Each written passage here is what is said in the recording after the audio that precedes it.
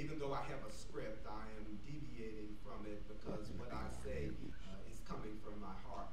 I see some of you out there now who have stood with me, many a line over the years in this community, who have fought for people who could not be or fight for themselves, who have broken down barriers that we face as a people and as lawyers, and who have not wavered from that responsibility.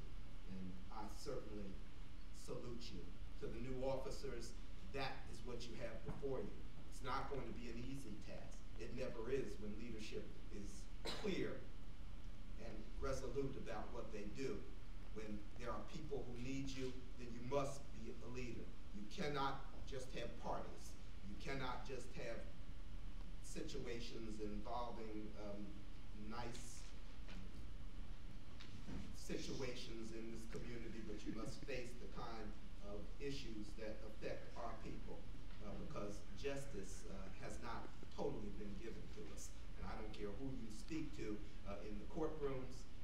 I don't care that some of our judges still don't believe in justice for our people. And I will sit up here and say that because as a declining member and as one who is getting ready to retire, I can tell the truth about them.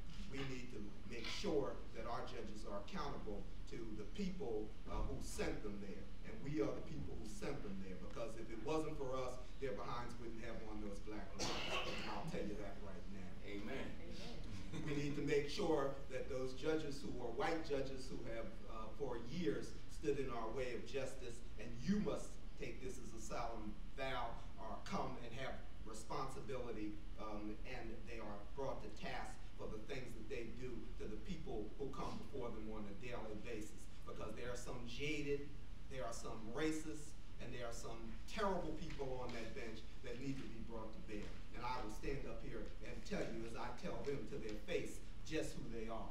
They are wolves in sheep's clothing, and we must take the cover off of that veil.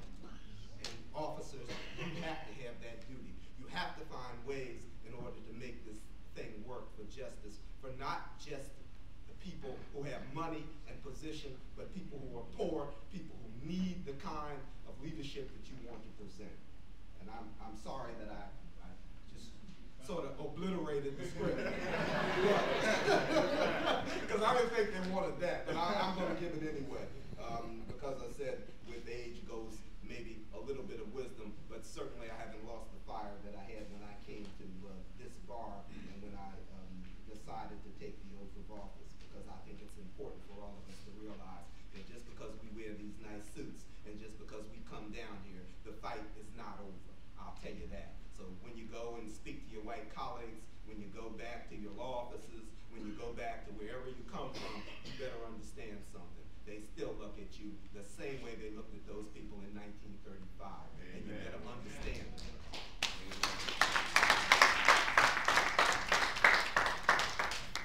Officers, at this point, I'm supposed to light a white candle. I don't see a white candle here. So symbolically, I think I've just probably thrown a piece of dynamite into the room. So we'll skip the candle and we'll let the dynamite speak for where it is symbolically, so that we